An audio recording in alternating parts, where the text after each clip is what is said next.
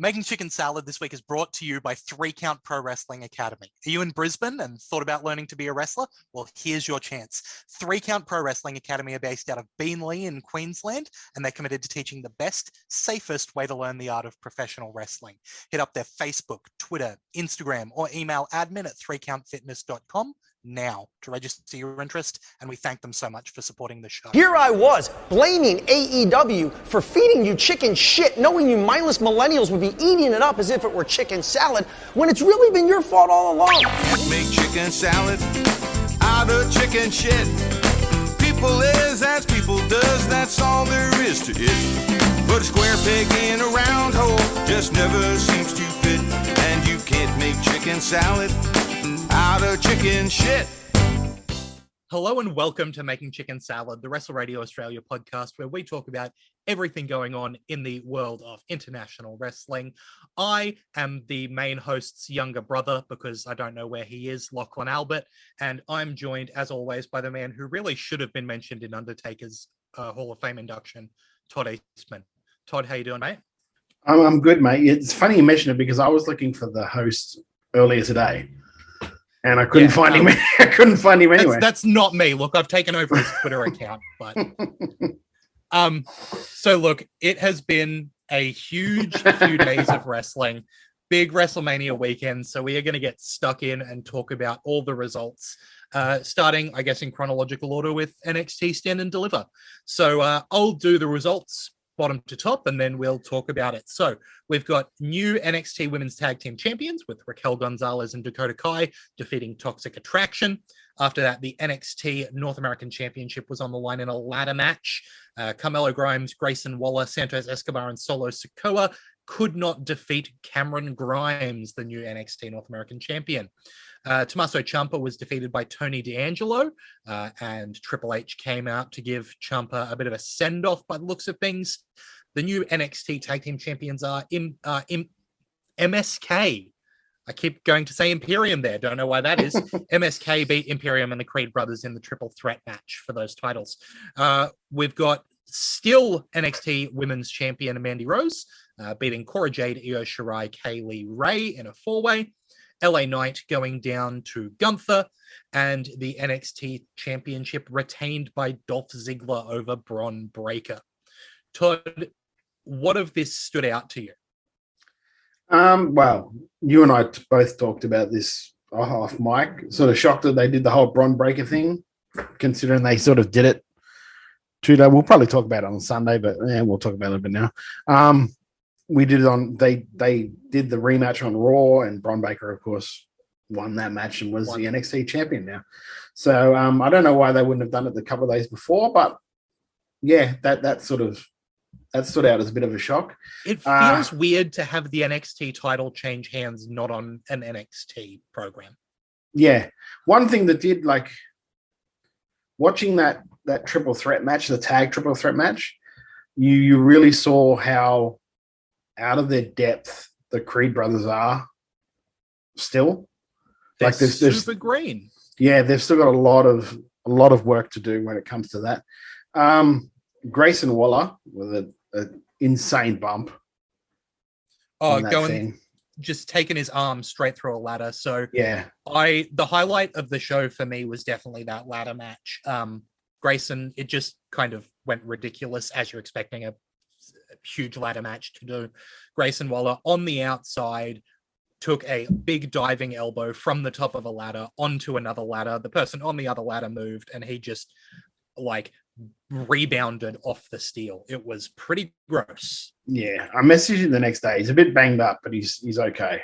So, and I think he had his arm in a sling for Mania. So I don't know if that was just selling it or what the deal was, but he reckons he's okay. Just, yeah, a bit banged up from it. Yeah, definitely. Just worth noting that we talked about the Creed Brothers being out of their depths. I just decided to Google it. According to Cage Match, they have had 16 matches, including that title match. Well, so I mean, if you're in AEW, you can have 3 and get a title match. It doesn't really mean much. Sure, but most of the people in AEW have had careers before they get into that. Okay, fair enough. The Creed Brothers, yeah, I know, weird. So Yep, let's just confirm that. Sorry, Julius has had 17 because he had a singles match as well. So that's their grand, including dark matches and everything. Like that's the total number of matches they've had, which is insane to be on, international wrestling television in a title match at a huge event. When you've had that small number of matches. So credit to them for being that good, that green, but they're pretty green. What for you stood out? Because you asked me, so yeah. Look, other than aside from the match, yeah, I really wish that the NXT Women's title would have more of a storyline at the moment, because I thought that match, other than obviously Cora Jade's very green, that match was really good as far as the individual workers in it. And then we're just not seeing any of that storytelling come through, which is what I tend to really like about NXT, right? You look at the Tony D'Angelo Tommaso Ciampa match. I'm not going to be hollering from the rooftops about how much I love Tony D'Angelo, but it felt like this was Tommaso Ciampa trying to keep relevant in NXT and being held down by a newer, younger guy who was willing to do whatever it took to be on top. It felt like there was a story there. It felt like it was important. And the women's title match, to me, didn't feel that. Do you know what? They sort of, in my mind, they sort of mucked it up where they could have had Mandy Rose and Cora Jade just on their own, just because that was a storyline that was going on. Because they did a bit a while ago, because I know you don't really watch the NXT shows. But falling off them. Yeah, they'd left, the Toxic Attraction had left all their titles just hanging around. So Cora Jade stole them. And then she set up like booby traps for the different ones to fall into, like both the tag girls. And the first tag girl, she put it like over a bin. So she went into the bin, and then Cora Jade pushed her in and then put like the lid of the bin on, then a forklift on top of the bin so she couldn't get out. And sort of did the same thing to the second one. So then it was left with just her and Mandy. So she corners her and Mandy, but then Mandy gets on top of her. And at the end of it, the two girls just appeared out of nowhere. So they weren't really trapped still. I was like, well, what was the point of doing that? So the way that match got set up as well was Kaylee Ray and Io Shirai winning the Women's Dusty Cup as a tag team and then inserting themselves into the match, which was originally Mandy Rose and Cora Jade. So it feels like maybe what we're building towards is Cora taking the title off Mandy in a one-on-one without having everyone else involved. Or maybe they saw how green Cora is and thought, hello, we better throw another couple of people in this to try and ungreen it.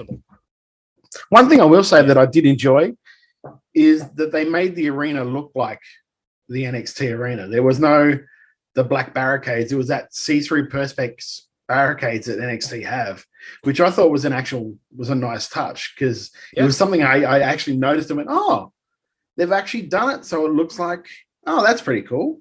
Visually, NXT 2.0 is so bright that having that brightness in another place makes it immediately look like NXT 2.0, which is, credit to them for that. Look, other than that, LA Knight just feels like a main roster guy. Him and Gunther, I'll tell you what, how good a shape is Gunther in now? Oh, it's insane. Like I noticed it a couple of weeks before, but you really notice it when someone gets into a match that goes for more than 5 minutes. And they start like the body weight sort of, because over a course of time, your body weight drops in a match because you're losing water weight because you're sweating. And I was like, the dude has abs now. I never would have thought I would have seen Walter with abs. Yeah. The one like possible criticism that I have of that is I feel like maybe he doesn't look as different from everyone as he used to. He used to be, when you would see Walter walk in, he was just this presence. Whereas now he kind of looks like another WWE wrestler. And maybe that's just a personal thing for me. I like seeing some vastly different body shapes in my wrestling. But yeah, like credit to him, the workout regime you got to get to look like that when you're a man his size is insane. So I roll. It wasn't bad. It wasn't an NXT takeover show. No.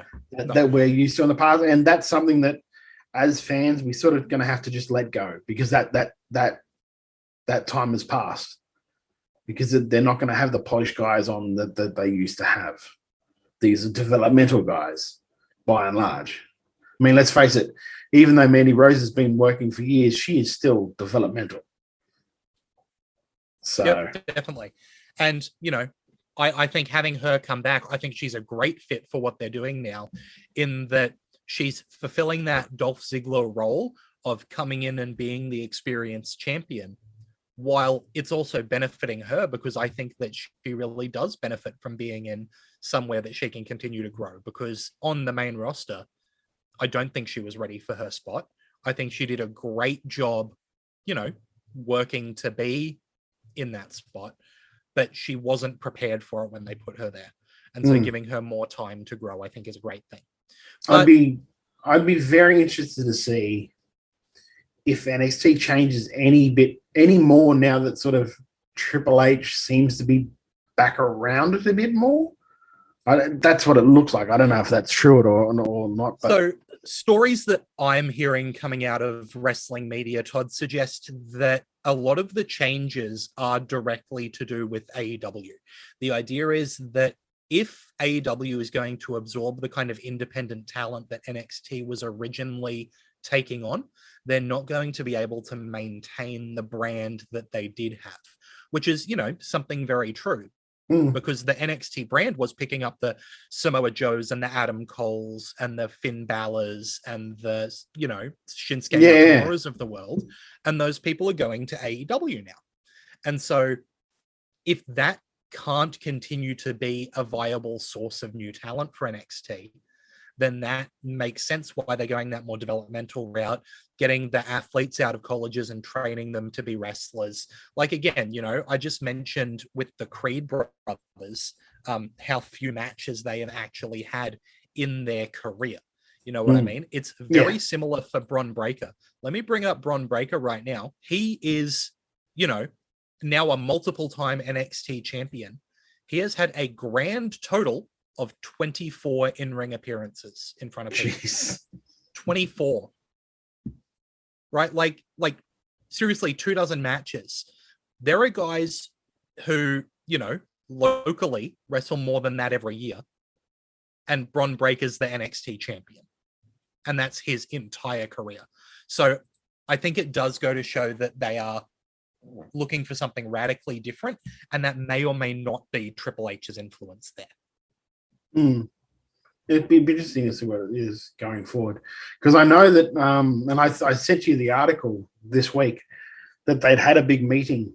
Apparently it was the WWE as well, like there was a whole talent-wide meeting because they're only there for WrestleMania, and Triple H had a speech in that and introduced Nick Khan, and now Nick Khan, apparently they're lifting their ban on the third-party deals, so the Twitches, the cameos, but apparently they have to give some sort of a cut to WWE. I don't know how much it is or what the percentage is or anything like that, but at least they've backed off now on the whole you can't have Twitches, you can't have, because I know for guys like AJ, that was a big source of his income was Twitch, and I think Adam Cole as well. So yeah, to speak to that, the quote from this PW Mania source is, Khan reportedly provided key business updates to the roster and announced that talent will now make additional money/profit participation on top of their superstar contracts for revenue generated from third-party platforms. This includes cameo, autograph signings, scripted and unscripted programming.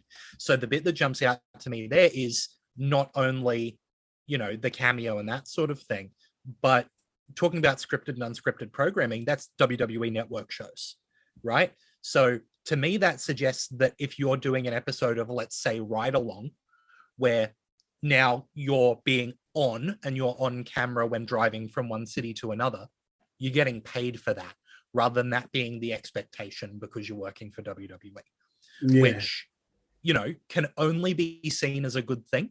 People should get paid for the work they're doing. And if you are doing that entertainment work, as long as the camera is on, you are working. So I think it's a really good thing that that change has been made. You could maybe argue that it definitely should have been there earlier, especially considering that WWE is, as far as we know, not paying for travel still. Yeah, so a lot of interesting things there, but definitely some positives. But look, I think it's time to talk about the granddaddy of the Immortals, the show of shows, WrestleMania. I call it the granddaddy of the Immortals. There you go. I know you're just mixing metaphors now. You know, it's the showcase of them all. WrestleMania Night 1 Saturday opened up with a SmackDown Tag Team title match that ended in a way that nobody wants to see. Shinsuke Nakamura and Rick Boogs losing to the Usos. We aren't quite sure if that was the planned ending, but Boogs definitely suffered an injury during the match that meant he could not continue.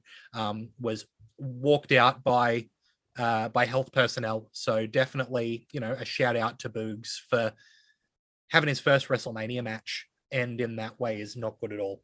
Yeah, there was a spot there where he had, where he had one of the Usos in a fireman's carry. The other Uso jumped on top, and he was supposed to lift both of them up and then do something with it. As he went to lift both of them up, he tore his quad off his meniscus. His quad and his patella. Yes, there you go, quad and patella. So obviously they called a quick end to that match. That's why it ended so very abruptly. Suddenly. Yeah. So, I mean, it's a real shame. It's a shame for the Usos. It's a shame for Shinsuke. A big shame for Boogs. Like, you can say what you want about the character, but, like, poor dude. That's your first WrestleMania. You're in a title match, and you blow a quad. It's not something that happens every day. The reason Boogs is on WrestleMania is because he gives it his absolute all. That original Bugenhagen, showing where he was just enhancement talent, he gave it his absolute all, put everything he had into a character, and that's what got him signed. Mm-hmm. So this is a guy who clearly cares about what he's doing, and it's a real shame to see that kind of thing happen. Yeah. Moving on from there, Drew McIntyre defeated Happy Corbin. A couple of aspects in this match. Number one, Corbin hit the end of days on Drew McIntyre. Drew McIntyre becomes the first person in WWE history to kick out of the end of days. And also after the match, Drew McIntyre attempted to murder a man by swinging his sword at Riddick Moss. I will say it tells you how tight those ropes are just for the sound it made. Yeah. When he went through so Moss was on the apron. McIntyre got the sword, did a big swing down. Moss moves out of the way. Top two ropes get cut with the sword. Some very impressive theatricality there. I do think it's interesting that Drew McIntyre is theoretically a good guy and attempted to kill a man with a sword live on television. Yeah, but to be fair, who hasn't wanted to try and kill Madcap Moss at some point? That's a good point. Yeah. I would also want to cut Madcap Moss with a sword.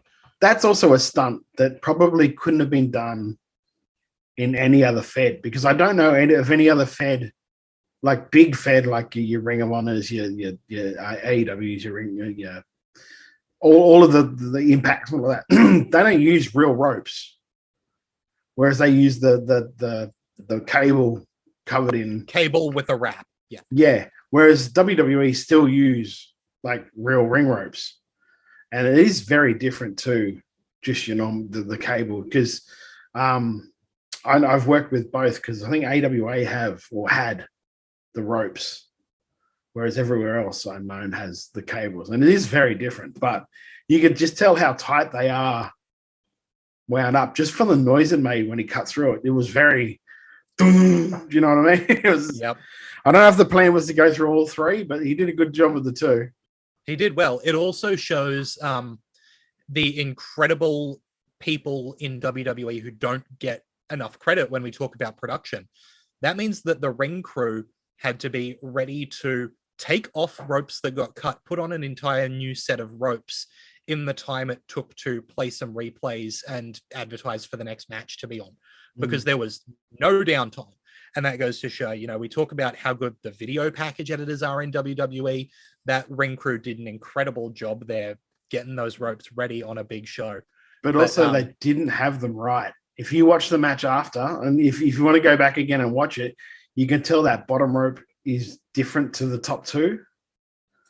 It was just out. Yeah. For me, it threw me off because like my mind's always like being stupid and analytic, and I could see that I was out. And I was like, "What is wrong with that bottom rope?" And like turnbuckle was off, and like they really had to hustle to get everything done. Oh, but like obviously they would have huge show. You don't have much time, so like that's interesting. But I do want to talk about the end of days kick out quickly because, I mean, first of all, it's a shock that of any finisher to have never been kicked out of, and this is a fact I've known for a little while, but really Corbin is the one who has the totally protected finisher. That seems pretty wild, but maybe it's just because he's never had a high profile match enough to have someone kick out of it. It's end of days, one winged angel. I mean, they're very similar. They're very 6 similar. of one, half a dozen of the other. Very much so. I really like the end of days. I think it's a really cool finisher. Just giving yourself a rock bottom, great. But yeah, I think that's very, shows that even if Drew is not currently in the title picture, even if he's doing this Happy Corbin Madcap Moss feud for several months, that he is still seen as someone, worth a big moment. So that's there. Now, I want you to talk about this next match for a bit, Todd. Rey and Dominic Mysterio versus The Miz and Logan Paul, with Miz and Logan Paul coming out on top. Tell us your thoughts. Logan Paul was very impressive for someone who was a complete. And I even tweeted before. I don't know why, but I've seen some training footage of him and just thought, I've got a feeling he's going to be not very bad at this. And he wasn't. He was pretty good. One thing I do love is that Rey and Dominic came out wearing the Los Ringos Locos type gear, like a tribute to Eddie and Art Barr, which I really loved. For those of you that are really into wrestling would know what I'm talking about with that. But that's they came out wearing like gear that was very similar to those two. I thought Dominic Logan representing his real dad. Yeah, exactly. Well, he kind of starts to look like him now. He's got the mullet. He's got the. Yep. I thought Logan was really good. At some points, it looked like he was carrying Miz, which was sort of weird to see. And then like Miz turned into the biggest babyface at the end when he turned on Logan Paul. Yeah, I think it definitely goes to show that Logan Paul knows what a heel is and knows that that's got to be him. Is if you are going to... So Logan Paul and The Miz win the match. Miz raises Logan Paul's hand and then turns around and puts Paul in the skull-crushing finale, hits him with it and walks out. If The Miz is less of a heel than you are, that says something. Logan Paul knows that people want to boo him and is making the most of it. He walked out with the Pokemon card around his neck. So here we go. This is just... I'm sorry to take this moment. The Pikachu Illustrator is not the most expensive Pokemon card in the world. He overpaid for it massively. It doesn't have anything on the value of Shadowless Charizard. It is... If I bought a basketball jersey off you, Todd, for $1 billion, that doesn't make the basketball jersey worth $1 billion. It just means I paid too much for it. That doesn't make it the most expensive basketball jersey in the world. Well, that's what he did with this card. It does, because you add the value to it by spending the money on it, I guess, by way of, because then he could send it on going, well, I paid X amount for it, so now that's what it's worth. It's only worth what someone's willing to pay for. Yep, and no one else on earth would be willing to pay that much for that card. It's ridiculous. Sorry, I know that this is exactly what he wants. He's playing the heel, but there's my moment. Right. All of that Pokemon stuff you just said then, in my mind, I'm straight away going, this must be what it's like when I'm telling my wife about a wrestling angle. Yeah, that's exactly it. You're going to get me started on Pokemon. I got my League Battle deck sitting right there. I can tell you all about how Logan Paul is garbage for the Pokemon card community. See, in my mind, it was just Millhouse going around on that. Yeah. That's all that was going on. It's a little monkey on the tricycle. All right. Anyway, so yeah, look, and again, Logan Paul was really, really impressive physically in the match, hitting the three amigos, going up top and doing the shimmy before landing a frog splash. he's got the heel act down. But did and, everything like pretty crisply too. those leapfrogs that he were doing was just magic. I thought he was really great. Moving on, spoiler alert, my favorite match of the entire 2-night event, Bianca Belair defeating Becky Lynch to become the new Raw Women's Champion. This also felt like the most WrestleMania entrances that we had all weekend. Becky Lynch showing up in the car with the guards, and then an entire marching band coming out to play Bianca in. The match it felt short. This was not a super long title match, but it felt like it had an arc. You know, Belair taking a manhandle slam on the ring stairs. I am blown away by how quick and explosive Belair is when she goes into those finishing combos. The way the crowd immediately got to their feet when Belair got Lynch on her shoulders to do the KOD. You can tell everyone was invested. I thought this was a cracking match. Yeah, I mean, if you'd be mistaken. I mean, if you thought that maybe, I don't know, it was almost like WWE did long-term storytelling there. Weird. It's just, especially, I mean, they started the match with her hitting the manhandles and going for that pin again. Yeah. And everybody bought that. Everybody thought that was going to be the end of the match again. You could tell in that crowd, they had them from the very get-go, and they didn't let them up. It was a really, really good match. Even after it, I said, I don't know who's going to follow this, but it's going to have to be pretty fucking good, because that was a great match. It was an absolutely excellent match. And this is the bit that I just got the numbers up, and this blew me away. It was the third longest match across both nights. It was one of the longest matches on the show. How long was it? 19 minutes, 10 seconds. Okay. Which, like, not a marathon of a match, but flew by. I thought it was a brilliant match. So it was immediately followed by the second longest match of the weekend. So let's jump into that one. Seth freaking Rollins shows up ready for his mystery opponent, who is, of course, Cody Rhodes, coming out with the American Nightmare presentation. Coming up on the Cody Vader, you know, the presentation we're used to seeing for Cody. And they go 21 minutes and 40 seconds before Cody Rhodes wins after hitting 2 crossroads, a bionic elbow, and then a third crossroads. What was your opinion, Todd? For one brief moment there, I thought, oh, fuck, I'm right. It's going to be The Undertaker. When all the lights went out, I went, oh, fuck. Like, it was a little bit, it was just like a, oh, no. Yep. It's one of those things where I didn't want to be right. Yeah. Mm-hmm. But, yeah, it was great. Like, the one thing that you can always say about Cody is he knows how to tell stories in the ring. He knows how to structure a match. The same as Seth. So you put those two elements together and you're always going to have a good match. And I mean, I popped for the dusty fist with the elbow at the end before he hit the thing. It was great. I thought it was so good. It was so well done. And just the fact that they kept the American Nightmare and they kept his presentation the exact same as what has been is exactly what they should have done. If they'd have put him in anything else or made him bloody Stardust or anything like that, then the crowd would have shit on it. They did exactly what they should have done.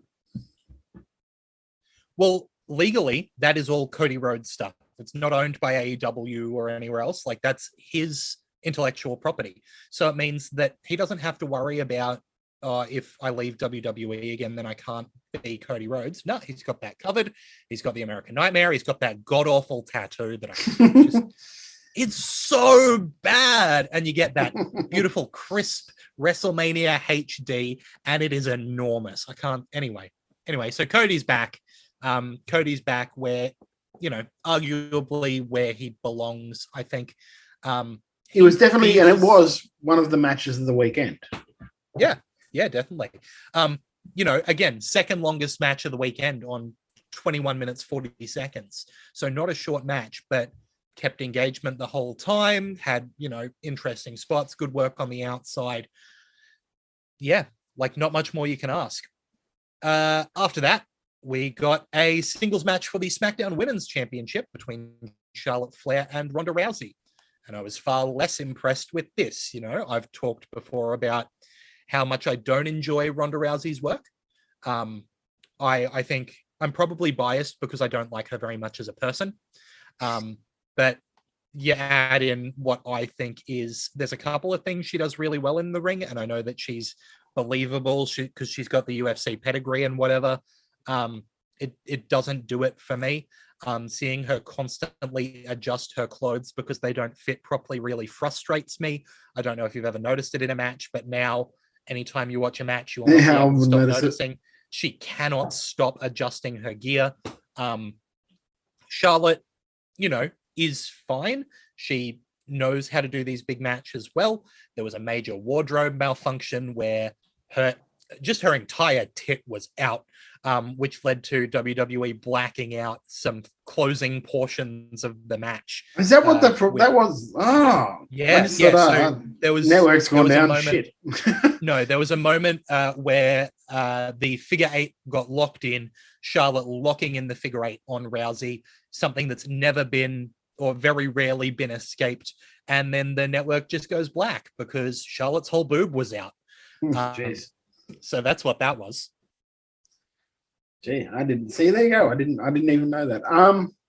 Yeah, Charlotte tried as hard as she could to get a really good match out, and just she had issues with it. Like I noticed that any time that Ronda's about to run into something, she runs in at half speed, or she slows up just before she gets to the opponent.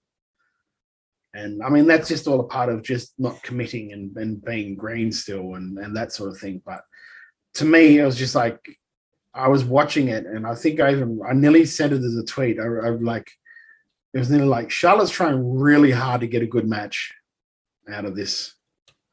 That's the best way I could describe it. Charlotte tried really hard to get a good match out of this. Yeah, definitely. You can see, I mean, it definitely wasn't the worst match on the card, but for what it was, it should have been a lot better. And I would be much more excited to see, more matchups with, there's plenty of women who we'll talk about on night 2 who maybe could have been in that spot and put on a better show than Rousey. But the anyway, problem is they don't have that name. That's right. That's the problem. Unfortunately. It's unfortunate that, look, admittedly, Ronda is a draw, but it's a real shame when your draw is not the person who puts on the best match. Yeah, that's exactly really frustrating. But speaking of a draw, the main event of the night is a segment, the KO show. Kevin Owens comes down and before introducing his guest, Stone Cold Steve Austin, just continues to rail on the state of Texas, just absolutely, getting in shots on, as I like to call it, the 1-star state. But he decides he's going to keep talking before introducing his guest. When the glass breaks and Stone Cold comes out, Kevin Owens admits that he lied to Stone Cold. He didn't just want to talk. He wanted a no-holds-barred match. Referee comes down, and it is on. Kevin Owens and Stone Cold wrestle for 13 minutes, no holds barred, going through the crowd. There's suplexes on the concrete on the outside and on the stage. They're slamming each other's faces into the ATV that Austin rode in. And eventually Austin hits the stunner, gets the pin. There's not a lot more you could ask for. No, it was perfect. It was perfect. There's one more thing I could ask for, would be a Luthez press, but I understand that his knees are not what they used to be, so I'm not going to complain about that. Look, this, it was just fun. It was so much fun, and the beer flowed at the end. I thought it was just the beer flowed all through the match. He drank like 8 beers during that match. He was drinking the whole time. Just throw me another one. Glug, glug, glug. It was funny because, like, as he came out, I was on a text chain with a couple of people, and one of us is like, he's got his knee braces on. That's a good sign. Another one's just like, oh, he's taped up his wrist. Kevin's got his wrist taped too. There's going to be a fight. That whole deal. Yeah. But yeah. I think there was, I can't remember who it was, that there was something I was watching about it, and there was like thought of, like, during the day and even leading up to, like, during the interview, that they didn't quite know, like, even Austin didn't know what he was going to do on that night. If he wasn't feeling good, then would have just been like a kick stunner, go home sort of thing. But Austin was feeling great because he took that suplex. He was looking great. He took the suplex on a concrete floor. Like there's a perfectly good ring in there, and you took it on the concrete floor. Yeah. And I must admit, I popped hard when Owens was trying to ride the trike and couldn't get it going. The quad, sorry, couldn't get it going. And then like Austin comes up, hits him from behind, jumps on the trike, and basically doubles him up the top so he could beat him up on the top of the ramp as well. Just chef's kiss. I loved it. Absolutely loved it. It was exactly what it should have been. And the great bit about that is you also get Owens looking incompetent because he can't start the quad. You know what I mean? So like he's just filling the heel role perfectly there, you know, getting everyone to want to see Stone Cold kick his ass, which it didn't take much, but Kevin nailed it. It was so much fun. A great way to kick off close out night one of WrestleMania. And you look at that, and I think I even tweeted it, like, if he could work two of the big three a year, Austin, they would run out of print for the tickets to sell tickets for those because of just that performance alone tells you that he can still do something that people love and people get behind. Like his live promos before it were just great.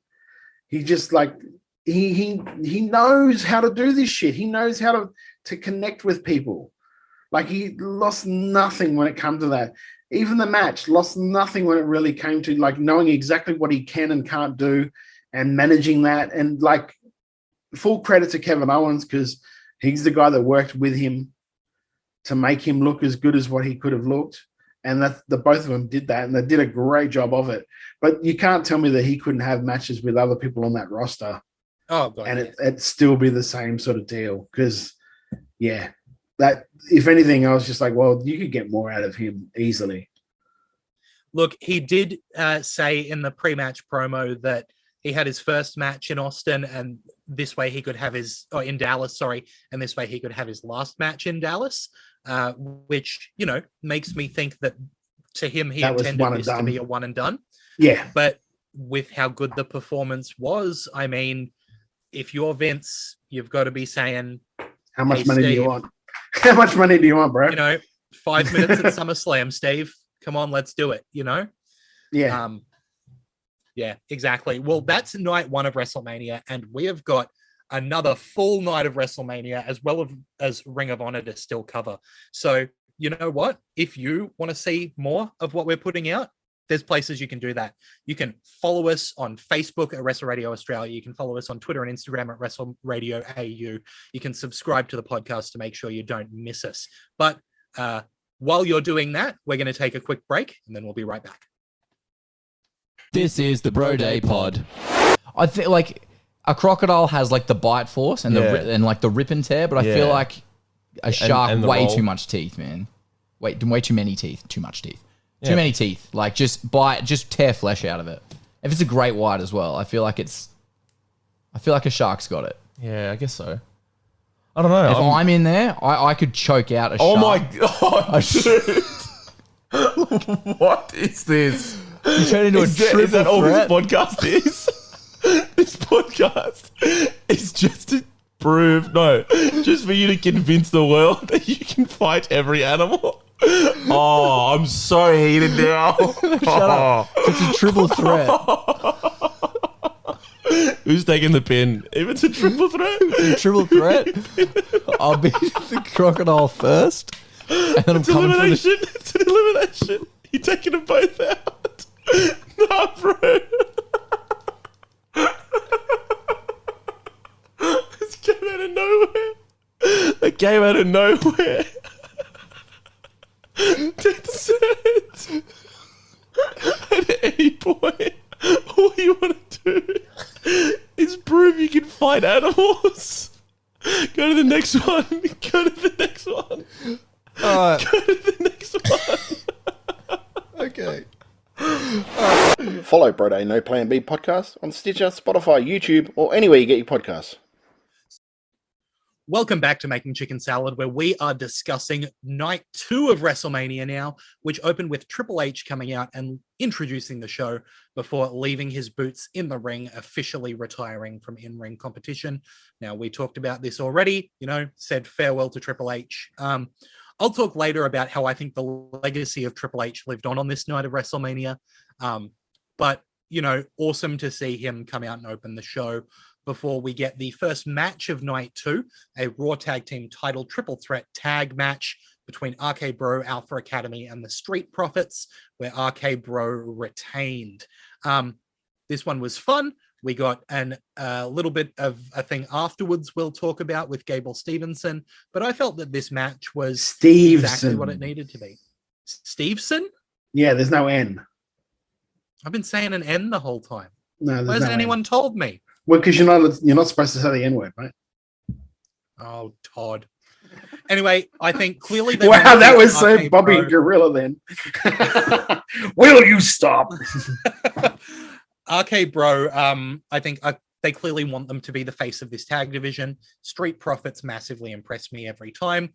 Alpha Academy, you are so solid and capable at doing what they do. This felt like a great opener. Any difference of opinion there, Todd? No, not at all. Loved it. That was it. The springboard cutter that Matt Riddle put on the end. Like way to try and take bloody Randy Sunday, you bastard. Oh yeah, because Randy's never done a springboard cutter. That was huge. That was awesome.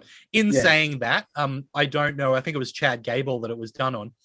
Don't know who Chad Gable was trying to jump on at the time, but I know that's sometimes with some of those ones that he does. He's like, "What were you aiming for?" Yeah, that's exactly it. At least the moonsault one that they did a couple of weeks before on Raw, that was really good. But yeah. So after the match, Street Profits bring out red cups and offer a drink to RK Bro. Before they do, they notice Gable Stevenson in the crowd, invite him in, pour a drink for him. But Chad Gable comes in and smacks it out of his hand, and Gable gets a huge suplex for his troubles. My feeling on Gable here, Gable Stevenson, is that he did not look comfortable performing in front of the crowd. The suplex was exactly what it needed to be, but he had too much energy to be like cool about it, but it wasn't enough energy to look like he was bragging about it, and he looked awkward. Well, it was also the first time he'd ever done anything like that. So it's not like he's been training for the NCAAs. He literally just retired from the NCAAs a month ago. So, I mean, let me cut the guy a bit of a break. One thing I did love is that when he knocked the thing out of his hand, just the way that RK Bro and the Street Profits sort of just like backed out of the ring, sort of like, oh shit. that bit was so perfect for me. It was just like, they're like, oh, you don't know what you've just done. I'm going to give a very quick trigger warning here related to sexual assault. So just skip forward 30 seconds. I won't talk about it long. It's worth noting Gable Stevenson has been accused of some really horrible sexual assault stuff at a college party that, through some loopholes, there were really no consequences for. So I felt like it was maybe not the best idea to have him do a segment involving drinking from red cups to be his first thing on WWE TV. I thought that is maybe not the way to do that, because some people in the crowd are going to make that connection, because, I did. But I don't want to dwell on that too much, because... I understand, but I also think you're maybe drawing a very long bow. Maybe, but the point is that I saw it and it made me think of that. But in fairness, I'm also the kind of person who's going to be thinking of that anyway. So we'll move on from that on to, oh boy. Okay. Bobby Lashley and Omos had a match. Bobby Lashley won. It could have been a lot worse. You know what? And this is going to go against what everyone's going to say. I think Omos actually has a little bit of potential there. There is some potential there with that guy, because when he moves, he doesn't move like his knees don't work. Like a giant. He doesn't move like Carly or Giant Gonzalez, or he actually or even nimble. Big Show. No, when he moved quick, he looked nimble. It's just, I think that they're not making him move very quick because that's not what he's supposed to. They want him to be the lumbering giant where he doesn't have to be that. Like you saw some of those moves, and one of them took me aback because he moved real quick. I went, holy, that looked really fluid. But it's just like, it's still green as hell. It needs a lot of work, but I mean, needs a lot of work. Yeah. Yeah, could have been a lot worse. I thought, Lashley looked really good.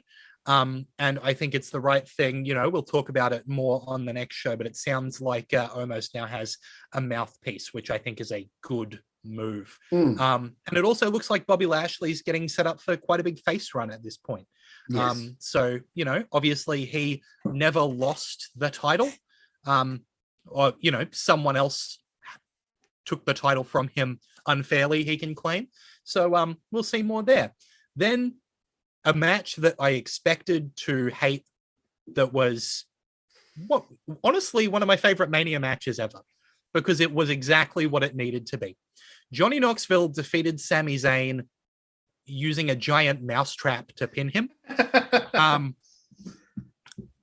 Sami Zayn, I saw someone tweet, and I can't remember who it was, but credit to whoever it was, says that they're not sure what their favorite Sami Zayn match was, either that Shakespearean arc about like betrayal and redemption, or the one where he got hit in the nuts with a mechanical kicking machine. This match was exactly what you want when you have jackass people in a WrestleMania match. There was a giant hand that slapped Sami Zayn. We said there would be. There was a cameo with Mark Henry and Mae Young's son, which is great to see. Mark Henry's son, getting the WrestleMania spot he deserves. Wee Man did a slam. Party Boy was there shaking his junk.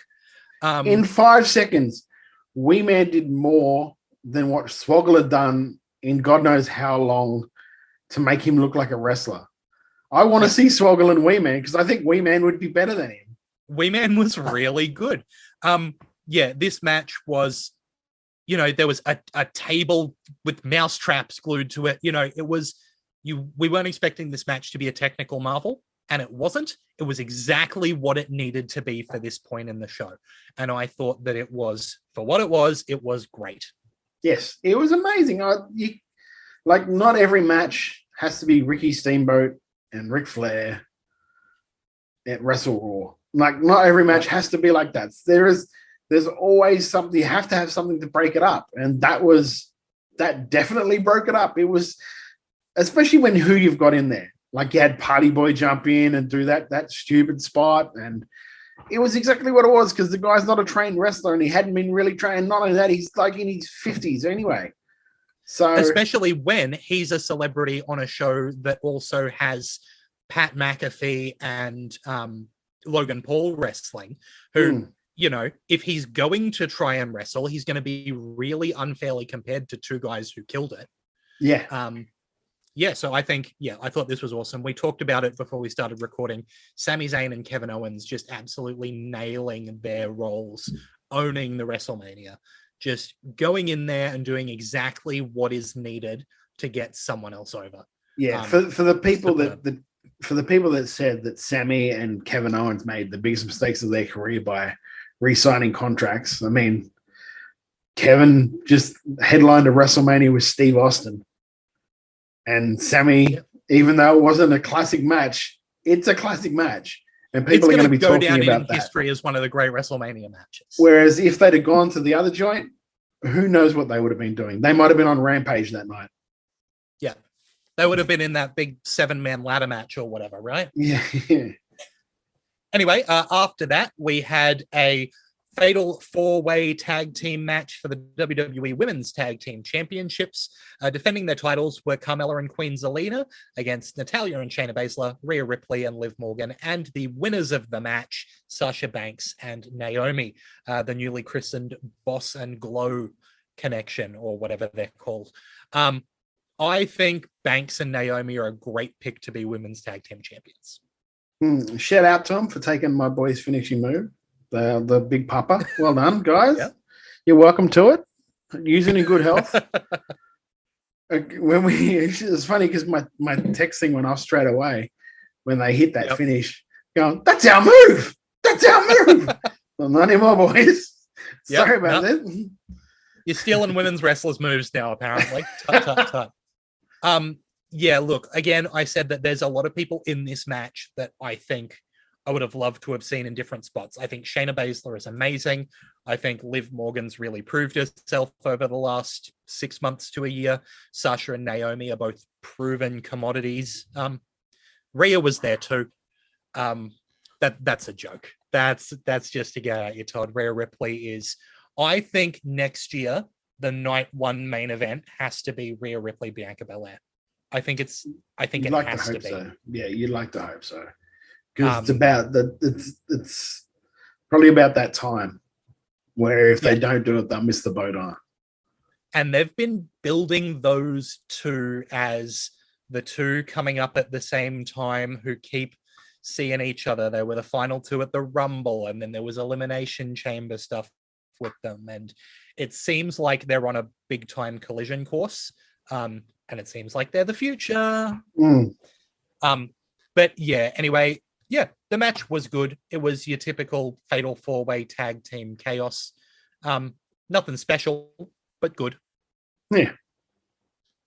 Now, for a match I think a little bit less of, I talked about the legacy of Triple H at WrestleMania. And when I think of Triple H at WrestleMania, I think of matches that go way too long for no reason that should have been better.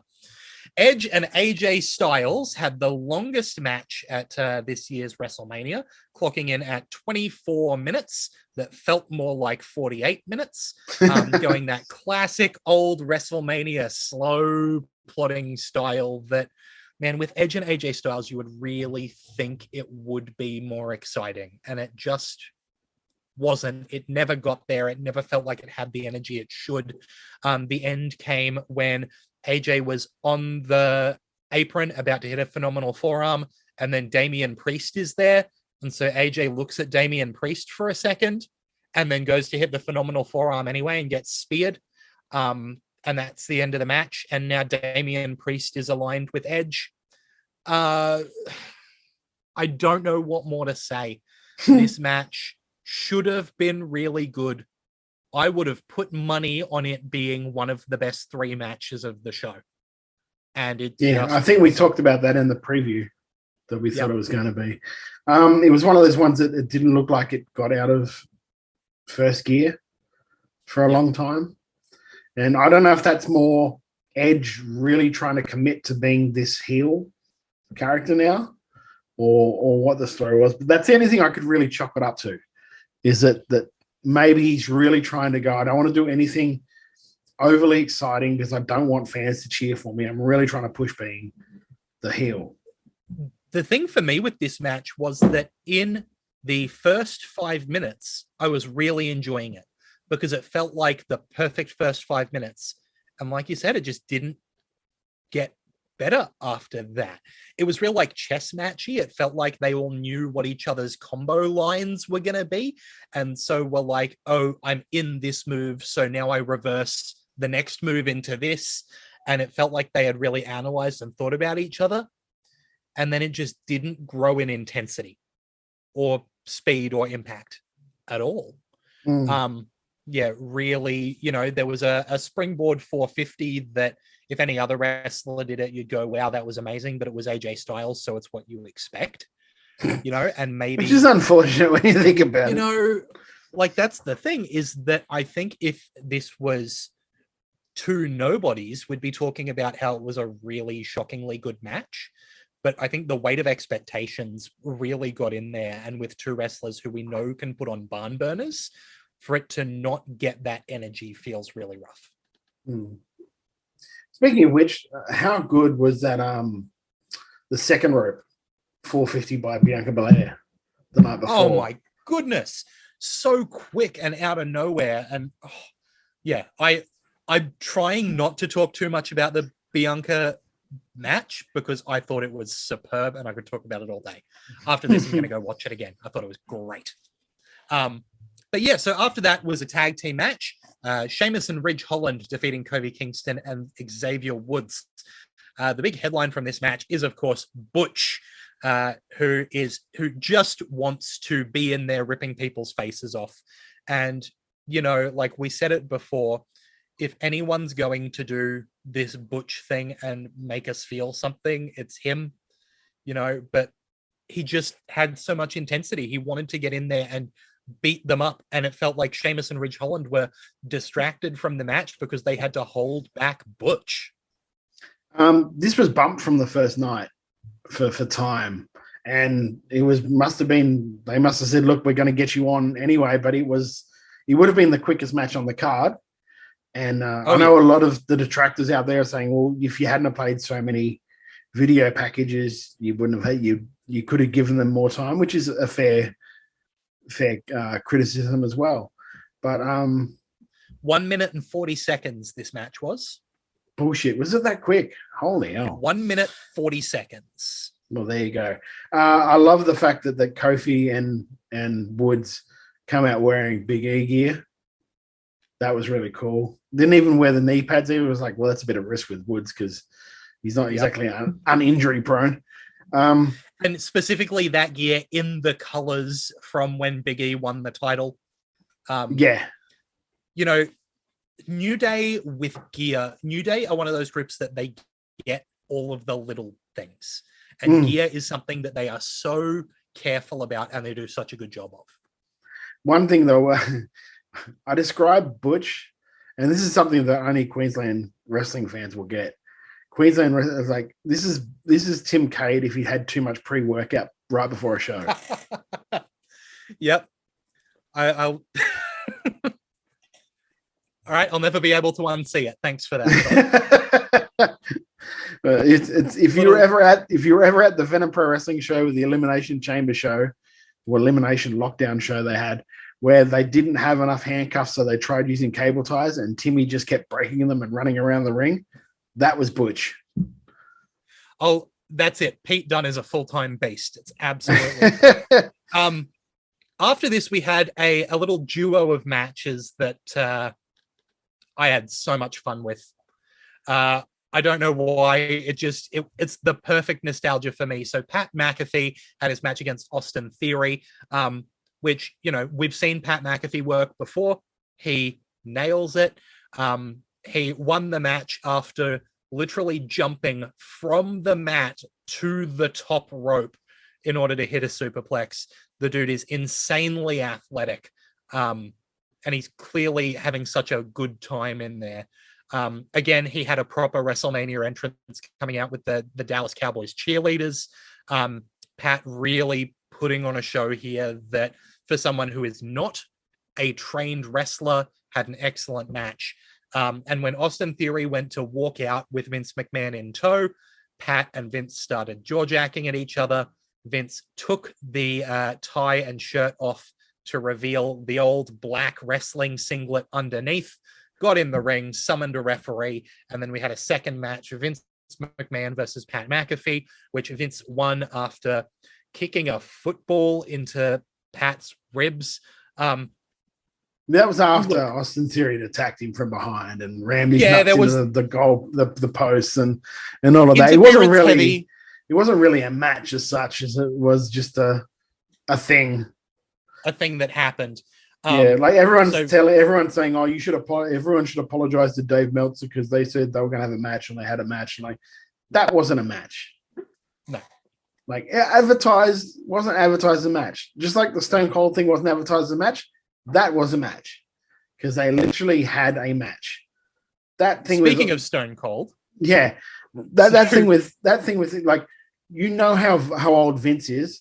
When you saw him like pretending to kick the football and he could barely move his legs.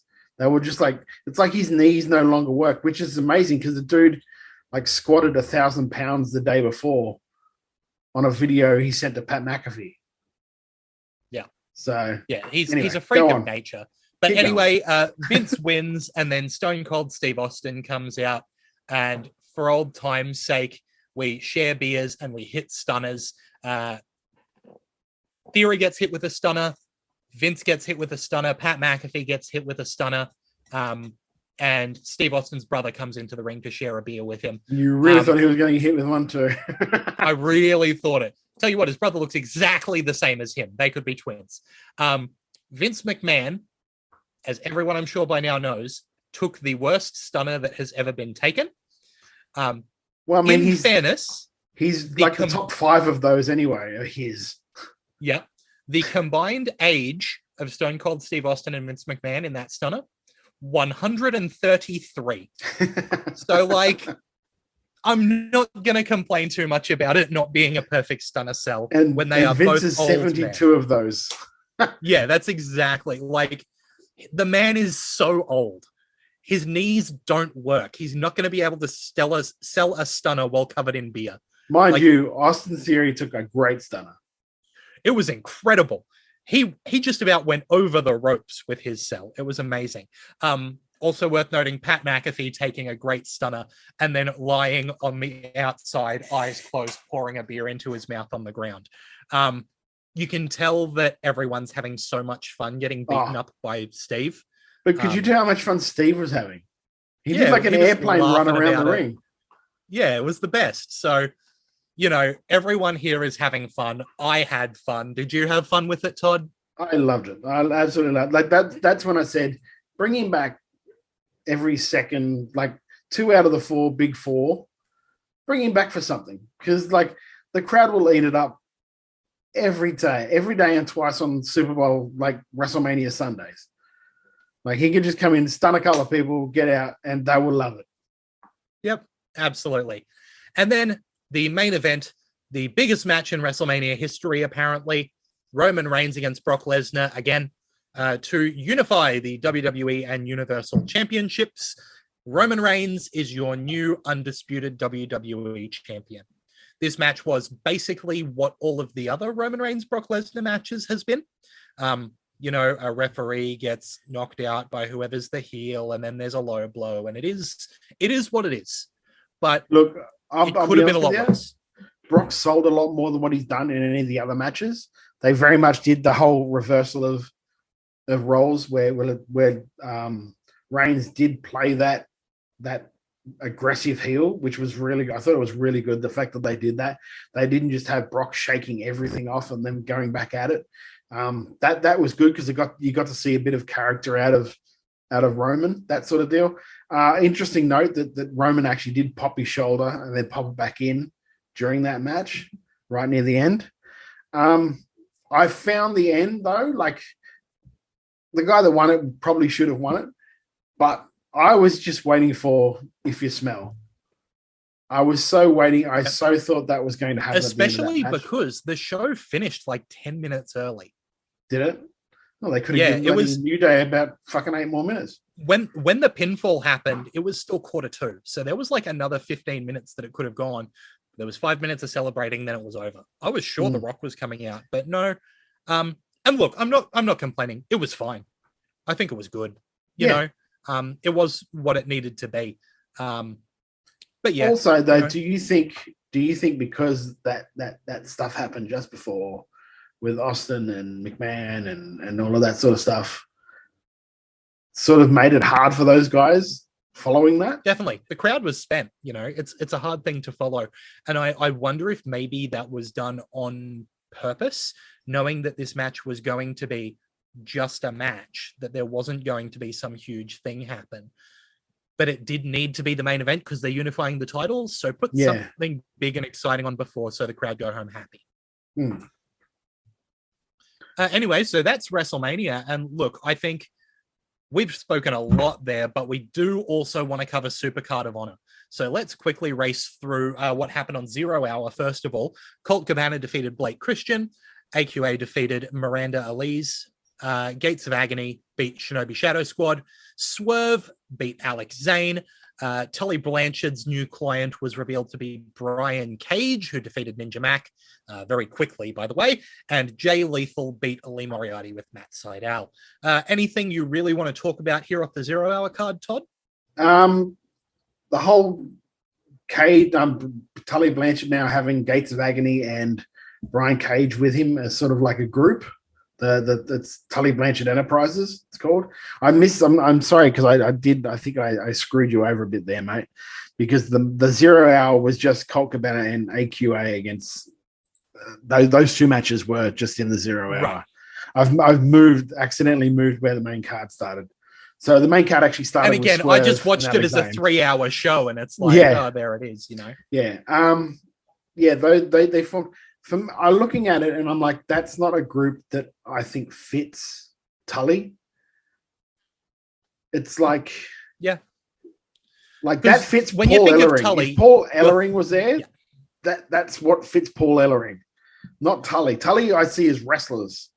Yeah, those classic big hairy men who are going to put you in a sleeper hold and put you to sleep and out wrestle you, not, you know, these big beefy guys who are going to put the hurt on you. If I was to pick a group, an ROH group in particular, that Tully would be like managing, it'd be the Foundation. Yep. That type of a group is what I would. I don't really pick being there. The Colt Cabana thing was good because it was a bit of nostalgia for the ROH fans out there. I'm not like I've said it before. I'm not the biggest fan of Swerve, so it didn't really move me in either way. Jay Lethal with the bit of the heel Swerve. turn. It was a fast match, you know. Yeah, it was never going to be anything more than quick guys being quick. Jay Lethal with the heel turn, or the start of the heel turn with Lee Moriarty. Again, I'm not a massive fan. Was there. Yeah, I'm not a massive fan of the way that Tony Khan books managers to be babyface managers. I don't think that's, or to just have guys ringside, just to stand ringside. I don't understand why you do that, to be perfectly honest with you. So, and I've said that before, but the Jay Lethal thing was good. Move on to the not main card, but the title matches, I guess. The title matches, that's right. So first off, we've got a interim women's world title match where Willow Nightingale was defeated by Mercedes Martinez to become the new champion.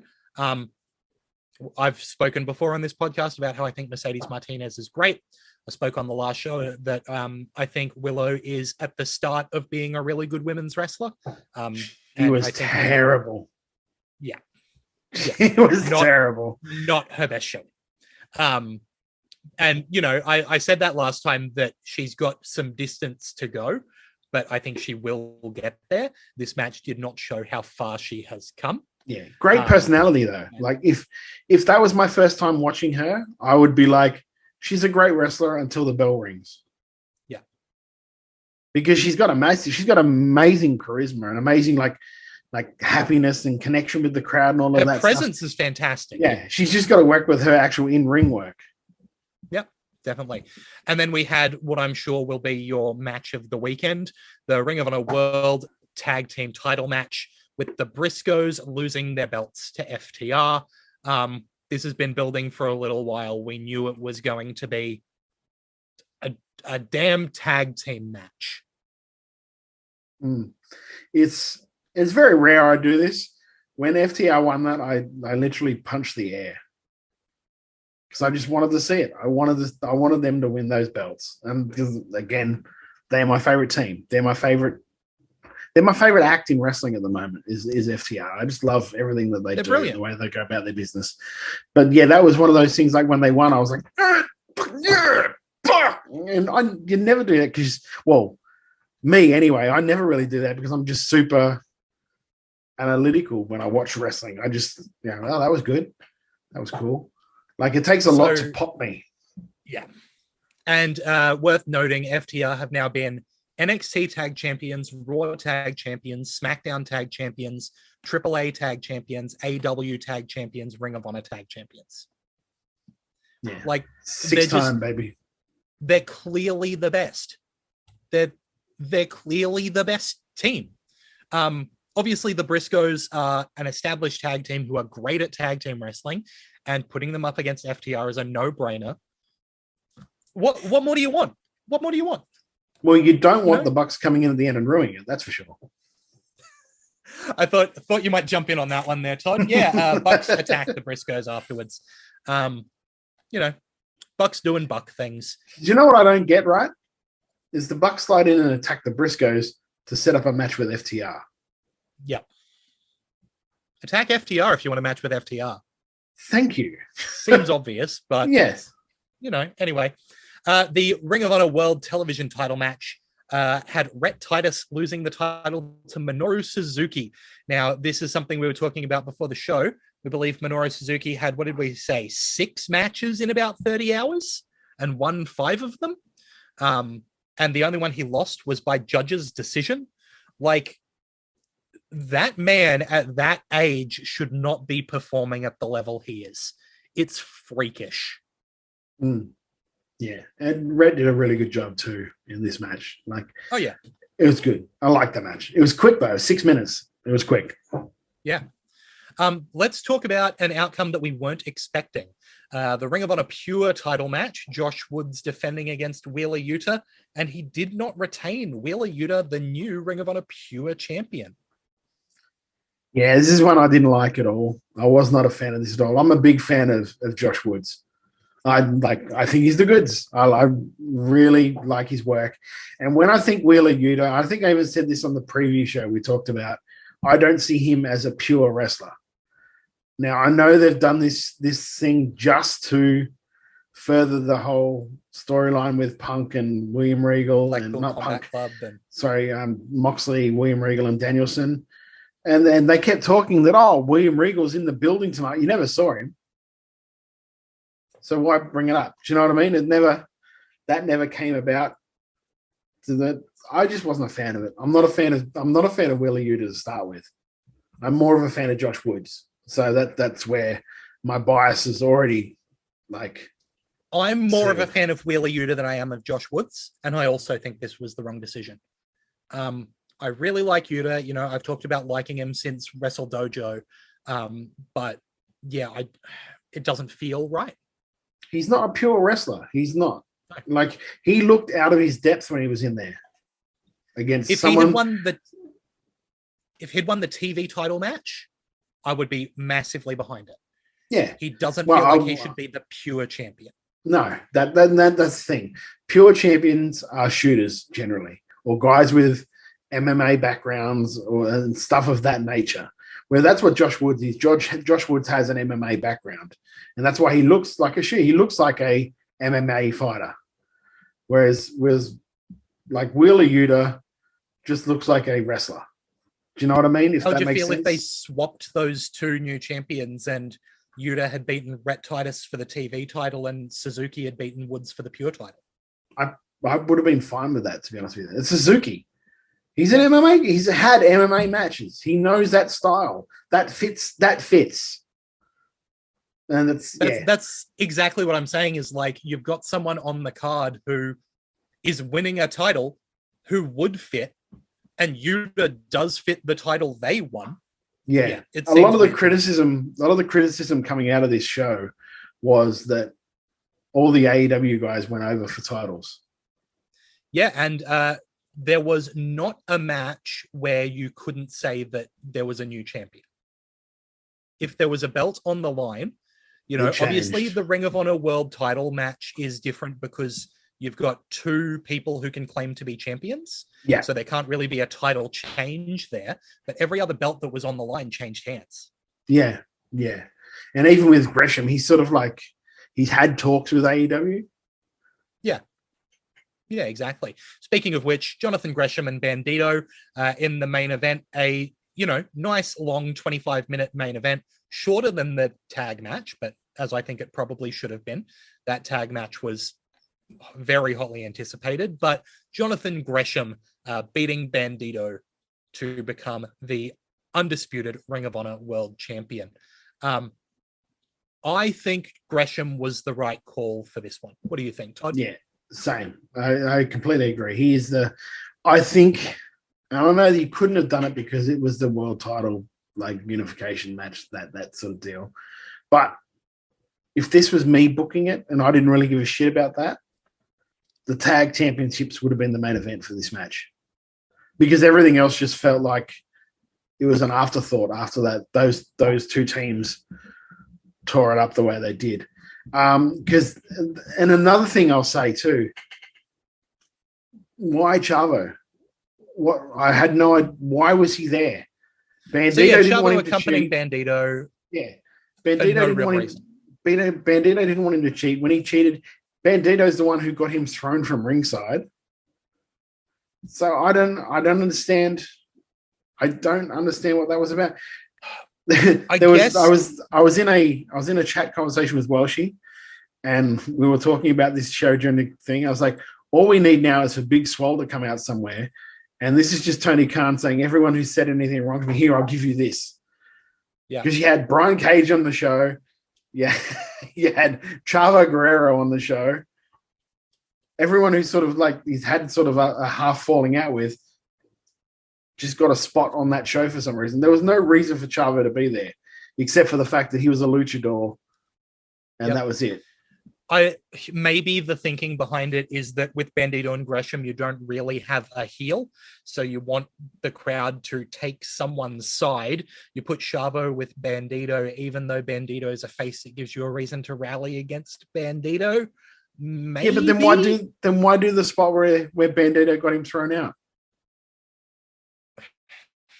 You know what I mean? If that's the reasoning, and I understand what you're saying, why do that spot at all? You don't do that spot at all. You just have Bandito not realize that that's what's happened, and go along with the match. You don't. I get. Yeah. The only justification I could have with that is that you want Bandito to be a face in some other program soon. You know, like you have Bandito versus Suzuki for the TV title or something, and you want Bandito to be the good guy, so you show him throwing out a bad guy, but Chavo's there to make you cheer for great. It doesn't make sense. I'm trying to justify something that doesn't. Yeah, I was going to say you keep going, but it doesn't really. No. But yeah, that's for me. Like, it was a good match because Gresham was one of my favorite in-ring technicians. I just thought that everything after the tag match was sort of like it was like a post-show. Yeah, and also Joe was there. Oh yeah, Joe was there. I forgot about that too. Yeah, there was someone standing behind him at the end going. Yep. For those someone on with YouTube, a lot of money will know what I'm saying. Yeah. I'm always happy to see more Joe. Is the my outcome there? And believe me, you saw more of Joe this time. Yep, there was more of Joe to see. But yeah, I wish Khan would go away. Yeah, we'll see what happens. I hope we get a really good showing from Joe. Yeah, well, also at the end there, you had the actual full-on heel turn with Jay Lethal, because Jay came out and challenged Gresham for the title for the next thing, and like during the night too, because they had the thing with him and who was he against during the Lee Moriarty at the end of the match, he attacked because he won that match with a low blow, and excuse me for a second, my chair is just being a shit. Getting nice and close to the mic there, Todd. But yeah, so we've definitely got, you know, the clear heel for the next Ring of Honor title program. Yeah, and also like Sanjay Dutt coming out of nowhere to join him as well. So he's moved back from being a producer sort of back into a more of an on-screen role again. Being that I don't know if he's going to be managing Jay Lethal or if he's just being his friend that's with him. But that's what they were attacking him, and that's when Joe's music hit and Joe came out and ran him off. And there we go. We went home with Joe. Joe apparently cut a promo on that, but I didn't see it because it was after the show, which is not on the actual program, which is a bit counterproductive, really. You'd think you'd let him talk. Yeah, but anyway, he's a good talker.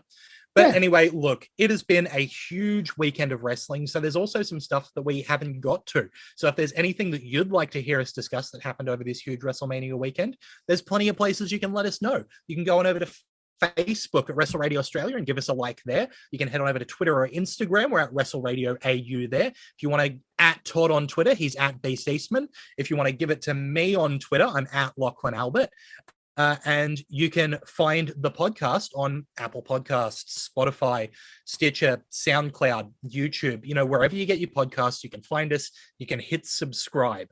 And especially if you're on Apple Podcasts, it makes a huge difference to give us a rating and a review there. Gets us around, gets us in more ears.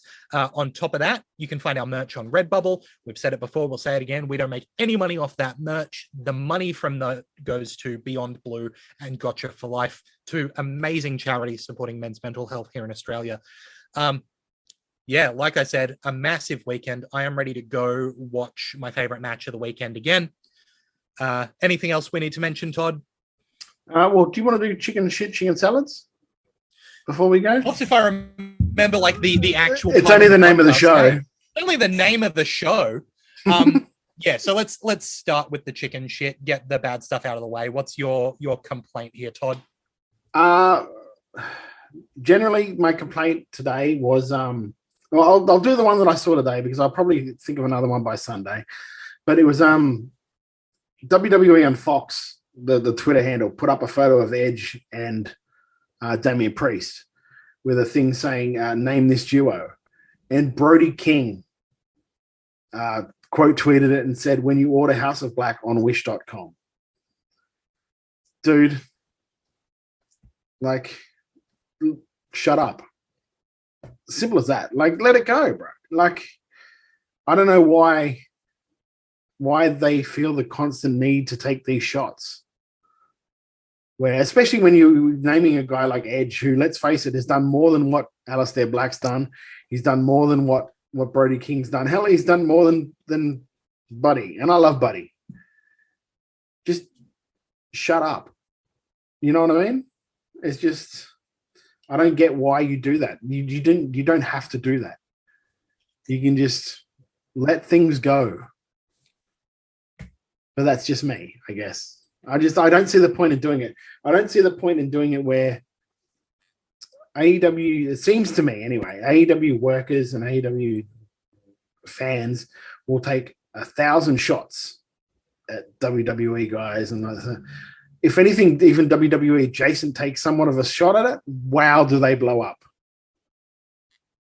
And yeah, I just don't think it was needed. I could never see Edge quote tweeting a photo of the House of Black and going, what happens when you order the Brood on wish.com?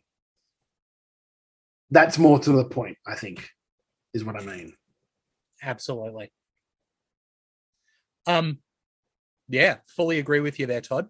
My chicken shit for the week is that really easy to note the titles that weren't defended on WrestleMania, the Intercontinental title and the US title, not appearing on the show, held by Finn Balor and Ricochet, two guys who there's no reason to not have them on WrestleMania. No, but specifically, I want to talk about what the hell is going on with Finn Balor. Because he becomes the champion, right? And then what? They have him lose the Andre the Giant Memorial Battle Royal, and then they have him lose against Austin Theory. Why was he even in that match? Because he's there because Austin Theory needs to beat someone who's not on commentary at the time. Have it be the US champion? I don't understand. All I can think of is that maybe they're trying to set up a program with the two of those guys. That's the only thing I can think of that you would do that for. Because again, like, we're recording just after Raw's been on the air, and Austin Theory and the Usos beat RK Bro and Finn Balor. So, like, it seems like and Austin pinned Theory Finn Balor thing. Austin pinned Finn in that match too. Yeah. So that's what makes me say they're setting up something to do with that. So I don't like having these titles mean nothing. No, it's really frustrating to me. I'm kind of hoping now that they've amalgamated the two world belts that maybe they might do something like the US title is the main title ish on Raw. The Intercontinental title is the main title ish on SmackDown, and they do that sort of a deal. And then the world champion can shows for the world champion. World championship can bounce like they did back in the day with the undisputed title. Which I agree, but at the same time, if we've only got one match for the main title, then it seems ridiculous that this 2-night WrestleMania that went for 4 hours each night didn't have time for defending these belts that should be really important. Now, I understand that there's things that really need to be on the show, right? Cody's debut back is huge. Stone Cold coming out is big. You know, we talked about how we loved that Johnny Knoxville match, but like Drew McIntyre and Happy Corbin. How long did that match go for? How long did that match go for? The McIntyre Corbin match, 8 minutes 35. Okay, so that's 8 minutes 35. New Day and that went for 2 minutes. So that's 10 minutes right there. So what would you do? Would you, if you gave 2 5-minute matches, and then would you blow up because they only had 5-minute matches on a Mania? I mean, do you know where I'm coming from? I understand what you're saying, but at the same time, it's like if you've got 8 hours, how can you not fit it? We were talking about how there were so many complaints about them playing promos throughout the show. And while I don't necessarily think that they needed to play less promos, night 2 was packed with recaps of night 1. Yeah. If you take out those recaps of night 1, I reckon you've got enough time for a 7-minute match. And I'd take not only that, why couldn't you just have them defend one a night on the pre-shows? Yeah. I know it's a pre-show and it's that, but still, you could have. Look, I'd probably complain about it being on the pre-show, but being on the pre-show is better than not being on WrestleMania. Yeah. I completely agree with you. I agree and then I disagree, if that makes sense. I don't know where you could have found the time, because they didn't even have the time for the New Day match on the first night. And on the second night, they gave them bugger all time when they did put them on the show. But also, it's like you want those things to mean something. So if you can't give them a decent amount of time, maybe it's better to not have them on there, just because you're not doing like a 2-minute match with it or a 5-minute match with it or something like that. I stumbled on this thing the other day, and I don't know if it's maybe a dumb theory I have, but I keep watching, like anytime I watch a Raw and a Smackdown and I see these 2-minute matches, these 3-minute matches, stuff of that nature, it's almost like they're just doing these things because they go, well, if you watch the pay-per-view, you'll actually see a full match. Here's the preview to that. Do you know what I mean? Yeah. I don't know if that's just me being dumb or it just feels like that's what they're doing.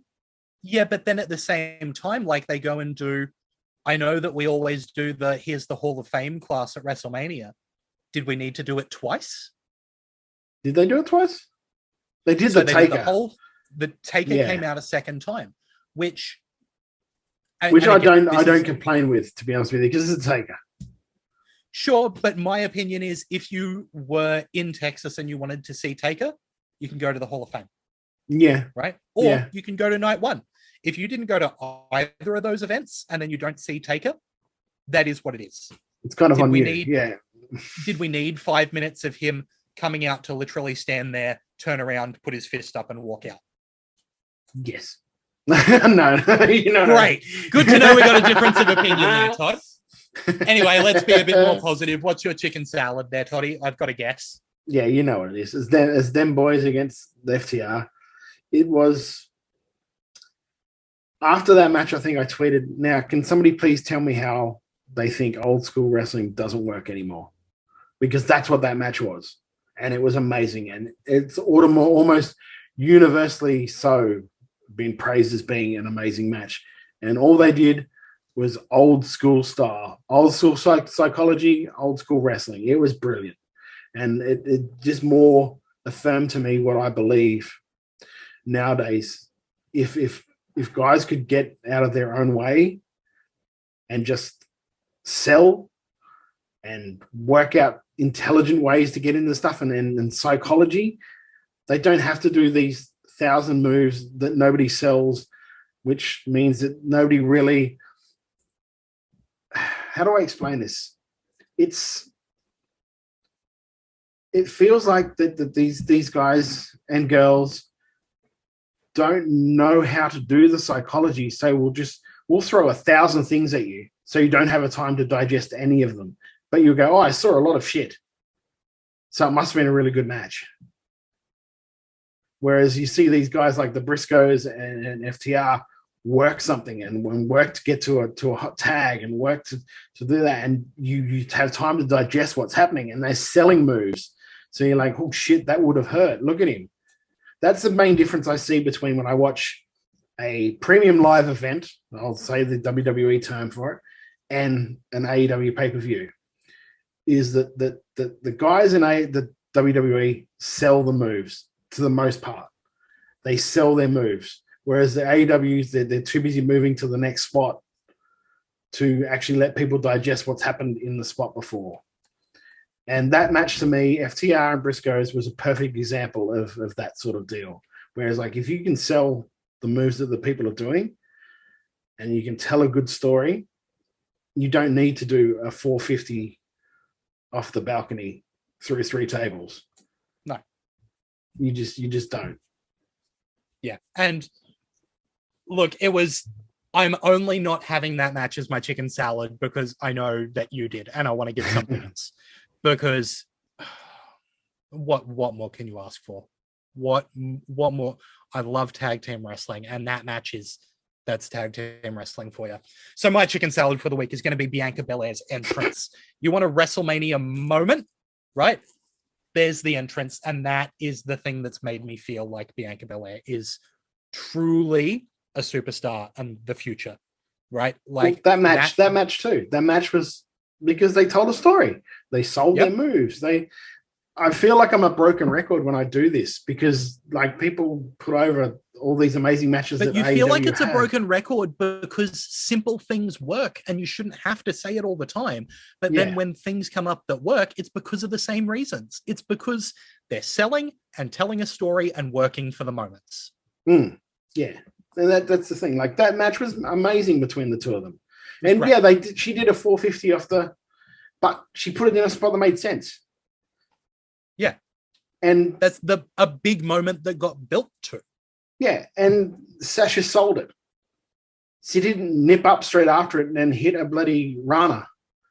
Do you know what I mean? It's cool that you can do all this stuff, but if nobody actually even pays attention to you doing it, or if they pay attention for a second and it's on a GIF, and that's all you're really aiming for, I don't think you're not telling a story. You're not getting a crowd invested. You're getting them going, oh, ooh, but then they forget it. And like, look, Bianca. You think about the stuff we're talking about today, and we're not talking about the amazing stuff Swerve would have done in his match. Or the you know what I mean? We're not talking about we're talking about silly things that Jackass did. We're talking about like the matches that work. Like Austin and Owens will never be known as a 5-star Tokyo Dome classic, but you'll remember that match. Oh yeah, or you'll remember certain things in that match because they didn't do a lot because they didn't have to. It's just, I'm an old grumpy man and I know that and I apologize for it. But this is the thing as well. It's not like Bianca Belair knows that because she's been wrestling for 35 years. Because she's not 35 years old. No. Right? There's so much future for her. And her entrance to me felt like the WrestleMania moment that I was waiting for. Right? That was the everyone's pumped, hair stands on end, here's the huge entrance. Because even if you look at the main event, Roman Reigns and Brock Lesnar, they just walked to the ring. Right? Yeah, there was no real. I know that it's because it's supposed to be, and AJ Styles walked to the ring, and Edge sat on a chair that had some fire around it, and then he walked to the ring. Right? It didn't feel like there were these. Actually, that was a pretty kick-ass entrance. It was really cool. Like it was a really cool entrance. It was like the Brood graduated. Yeah. That's what it felt like to me. Throne just rising. Yeah, I thought it was really cool. But like, I can't think of more of those WrestleMania entrances that happened because they didn't this year. And it made Bianca and Becky feel huge. But then you've got to do that. Like if everyone had a WrestleMania entrance, then they don't stand out. You've got to have maybe only one or two that night. You can have more than 4 total across 2 nights. Can you in my opinion? Yeah, absolutely. I feel like, it felt like a lot of people showed up and it was another show. You know what I mean? Mm-hmm. It didn't see the WrestleMania entrances or attires or anything like that. Everyone just kind of came out and did their thing for the most part. Yeah. I will say night 1 blew night 2 away. Yeah. Even though there was some good stuff on night 2, McAfee and Austin and McMahon. And night 1 was amazing. Far better. And I think night 2 suffered because of how good night 1 was. Yep. Fully agree. So with that, look, I'll do the plugs quickly again because I somehow managed to forget the whole point of the podcast. Make sure you're subscribed, YouTube, Apple Podcasts, Spotify, Stitcher, wherever you get the podcast. If it's on Apple Podcasts, review, give us 5 stars. It really helps. At Wrestle Radio AU on Twitter and Instagram. Wrestle Radio Australia on Facebook. At Lachlan Albert for me on Twitter. At BCSman for Todd on Twitter. Go to Redbubble. Search Wrestle Radio Australia. Proceeds there go to Beyond Blue and Gotcha for Life. Bam. Nailing it. Anything else, Toddy? Yeah. Just if I sound any different at the moment, it's because my back locked up, so I've had to lean forward. It's not that you're being any more interesting than you are, but you're just. It's just I know I'm super interesting all the time. But yeah, that's it. Nothing else really because I've got a quiet month when it comes to actually wrestling shows up here. So just relaxing and preparing for the next expedition, which is I think May 7th for us. That's right. So with maybe some changes going down, hey, maybe might be a bit of a bigger show than expected. Yes, I think we announced. Keep an eyes on. It's moved. It's moved. The venue has moved to the Brolga. Excellent. So if you're in the Queensland area, check out Wide Bay Pro Wrestling. There's some really good stuff going on there, especially with top tier Todd's boys. So keep your eye out there. But with that, look, I'm just happy to talk wrestling again with you, Todd. So we'll do it again soon to discuss all the goings down from the Raw WrestleMania Fallout show. We'll do that coming up this weekend. So keep your ears peeled and subscribe to the podcast. Until next time, that's been Todd Eastman. We'll reconvene on Sunday because we've had, after WrestleMania Raw and Dynamite this week, we'll have FTR and the Bucks. So we'll see what's going on with all that. And I guess you and I will catch up on Sunday, which means it'll probably drop Monday next week. Perfect. Well, with that, that's been Todd Eastman. I've been Lachlan Albert. Have a good one.